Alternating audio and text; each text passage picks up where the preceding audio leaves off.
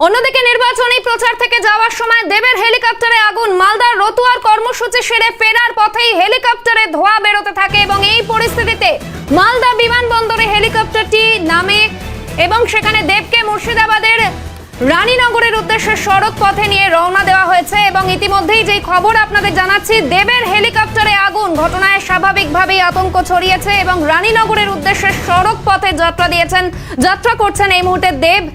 নির্বাচনী প্রচারে যাওয়ার সময় ঘটেছে এই দুর্ঘটনা। কপ্টারে আগুন, হেলিকপ্টারে আগুন।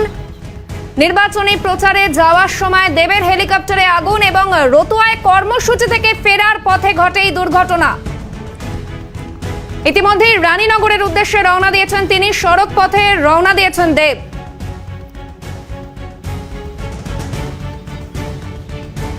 আমাদের সঙ্গে রয়েছেন আমাদের প্রতিনিধি সমক। সমক, ঠিক কি তথ্য উঠে আসছে? একেবারে হেলিকপ্টারে আগুন লেগে গেছে, এই মুহূর্তে ঠিক কি আপডেট রয়েছে সমক?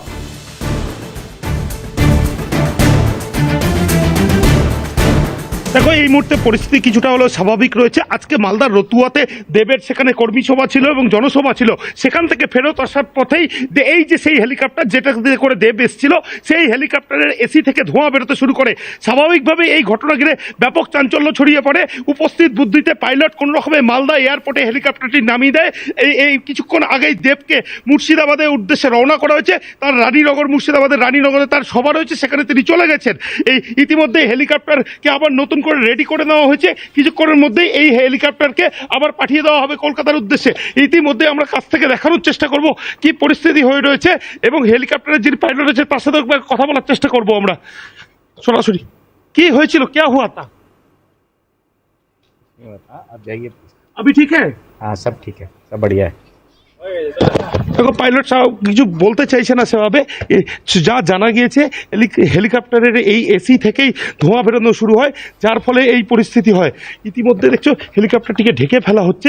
এখন কি টেকনিক্যাল প্রবলেম হচ্ছে, কতক্ষণে এই হেলিকপ্টারকে কলকাতার উদ্দেশ্যে রওনা করাবে তাও সঠিকভাবে বলা যাচ্ছে না। তবে সাংসদ দেবকে ইতিমধ্যেই তার সড়ক পথে তাকে মুর্শিদাবাদের উদ্দেশ্যে রওনা করে দেওয়া হয়েছে।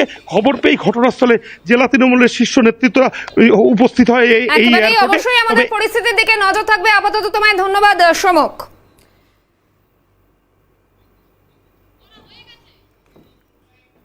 প্রবলেম কি হয়?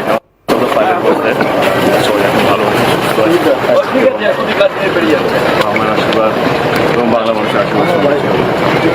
नेक्स्ट प्रोग्राम में যাচ্ছে বাইক কার যাচ্ছে, একটু দেরি হবে, 4 ঘন্টা লাগবে, যেটা আধা ঘন্টা 15 সেটা 4 ঘন্টা লাগবে। হ্যাঁ, একটু কল কথা নিয়ে তোমাকে রাখতে হবে।